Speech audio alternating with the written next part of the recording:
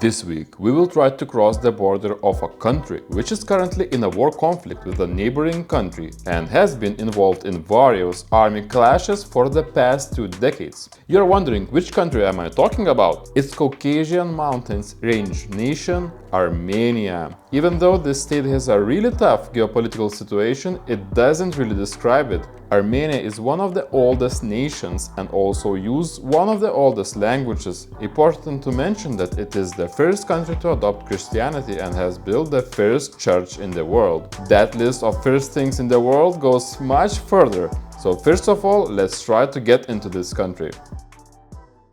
So we had the check-in and now waiting.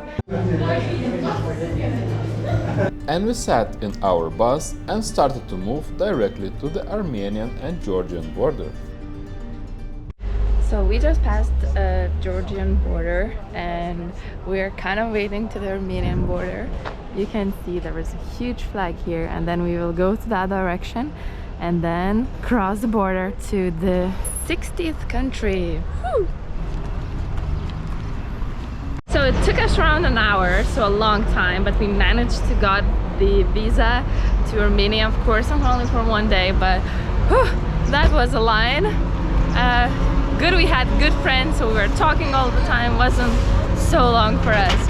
And now, let's see what this country has to offer. We stopped in only like 1 minute from the Armenian border, and yeah, of course, it's a supermarket place, but you can already see all the mountains in the horizon where we are going today. And that's the car of the day, so let's jump in.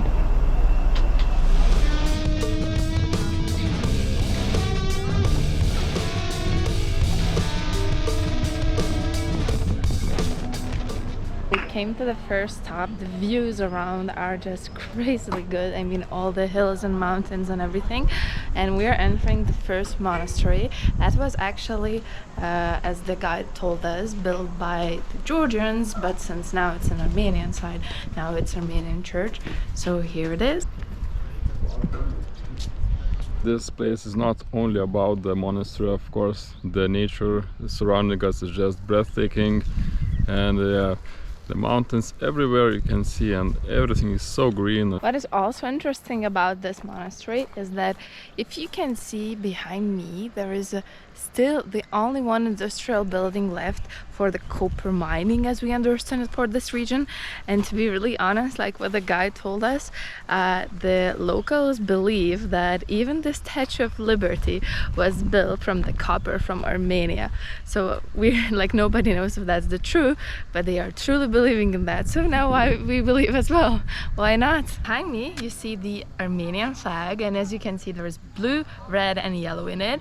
And the blue one of course symbolizes the sky, the red one the blood, like, you know, like usual in the flags. And the only interesting part here is yellow. Like you would expect it to be sun or I don't know, crops or anything from that matter, but actually in their flag it symbolizes apricots, because this country is crazy about apricots. It's their national fruit or something, and they are just doing everything with it, even the flag. Armenia isn't a very big country. It has a population of 3 million people, but it has so many monasteries, and we are heading to another location close by. So even though everyone is coming here for monasteries and things like that, we honestly believe that the nature is taking the bigger part. Just look like how it looks around us.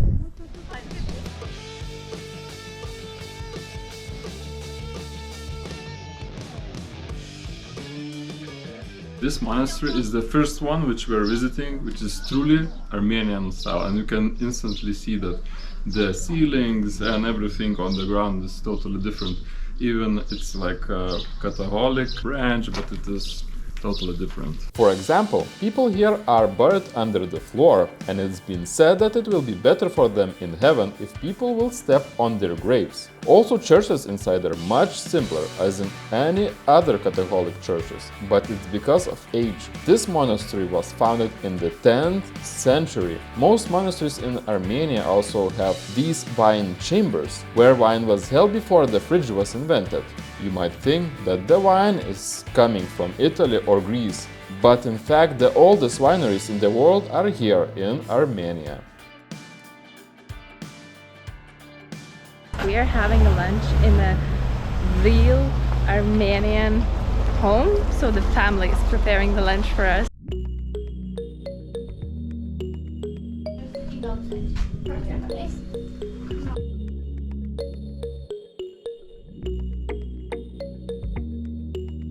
Meet our wonderful crew of the day. Main dish was chicken and pork skewers. On the side we mainly had either fried or baked vegetables. Most of the dishes were with zucchini. We also had a chance to taste local pomegranate wine, which is super popular here, and we had to figure out if it resembles anything with pomegranate taste. Not really, I would say.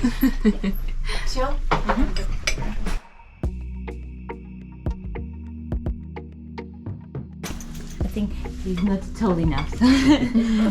We were also offered to taste local plums, which are really sour. Pink lemon. Yeah. All the faces like. Are these? We started to climb those beautiful Caucasian mountains to visit one of the mountain villages. There were only a few houses, and again, the most popular place to visit here are monasteries and their surroundings.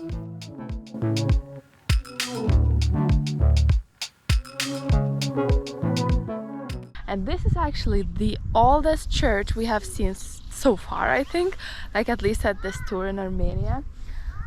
So the most interesting fact in here that this church was reconstructed, and when they were reconstructing the first time, they hidden the wine bottle with all the names and like notes in there, and the second reconstruction they found the notes on wine.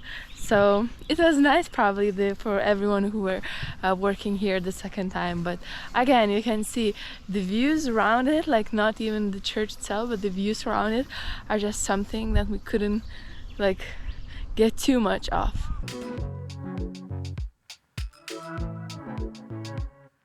We stopped with an amazing view because we were driving through this canyon the whole time. It was so pretty that everyone was asking the driver, can we stop? And we did it. I mean, look at these views. After some time with gorgeous Caucasian mountains, we jumped back to our van and drove back to the bottom of Devon Canyon, where we could take a look at a very important place in this region, copper mines. The mining industry is one of the most significant contributors to Armenian GDP and exports. From 2018, these mines are closed as it was very heavily polluting the environment and it wasn't allowed to continue their working. However, there is a plan to rebuild these mines, but it's not started yet. This city is almost on full stop as the most of residents were working in a smelter. This was our last stop before going back to Georgian border. Just a second ago we crossed the border back to Georgia, and that's where our trip kind of ends. But it was amazing one day in Armenia. I'm not sure, maybe one day we'll come back. But for now, we really love the nature, we really love all the monasteries, and Let's meet in the next video. bye bye!